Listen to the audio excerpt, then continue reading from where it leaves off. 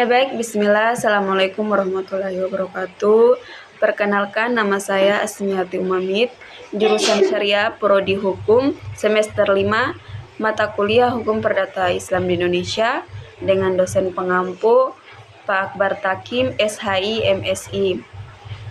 Baik, di sini saya akan menjelaskan materi yang terkait dengan dasar hukum hibah, rukun, dan syarat-syaratnya.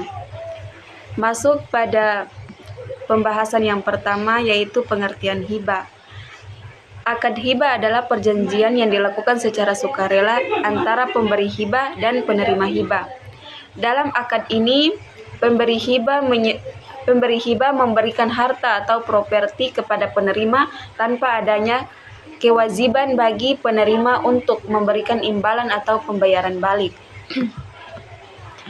Kemudian hibah merupakan salah satu bentuk tolong-menolong dalam rangka kebajikan antara sesama manusia yang bernilai sangat positif. Banyak ulama yang sepakat bahwa hibah memiliki hukum sunnah berdasarkan surah An-Nisa ayat 4 yang artinya,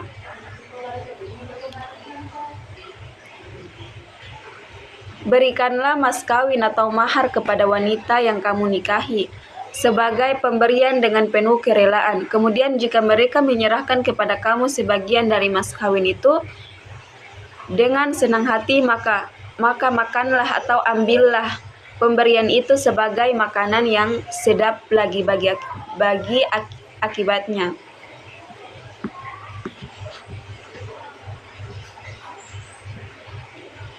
Baik, masuk pada pembahasan yang kedua, yaitu terkait dengan dasar hukum hibah di Indonesia.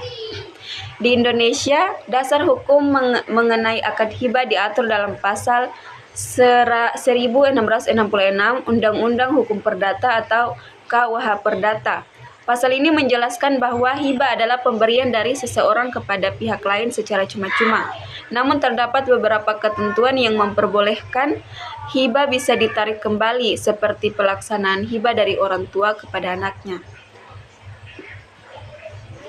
Selain itu juga terdapat pasal lain yang menjadi dasar hukum hibah, yaitu pasal 1682 KUH Perdata.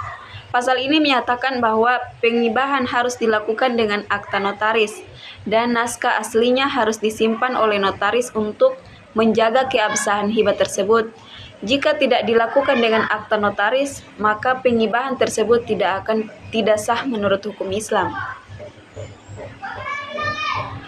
Namun ada pengecualian dalam pasal 1683 KUH Perdata, di mana hibah berupa benda bergerak dan berwujud seperti surat piutang dapat dilakukan dengan cara tunduk. Artinya tidak perlu melibatkan akta notaris, tetapi penerima harus menerima hibah dengan jelas dan secara resmi. Kemudian masuk pada yang ketiga, syarat-syarat akad hibah. Syarat-syarat yang harus dipenuhi dalam akad hibah sangat penting untuk menjaga keabsahan dan keberlakuan hukum transaksi tersebut. Berikut ini adalah beberapa syarat yang perlu diperhatikan dalam melaksanakan akad hibah. Yang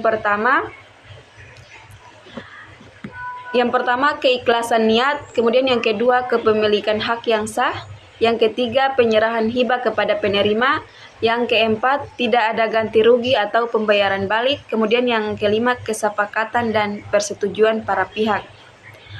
Baik, mungkin itu paparan materi singkat dari saya. Kurang dan lebihnya saya mohon maaf. Saya akhiri, billahi taufiq wal hidayah. Wassalamualaikum warahmatullahi wabarakatuh. Terima kasih.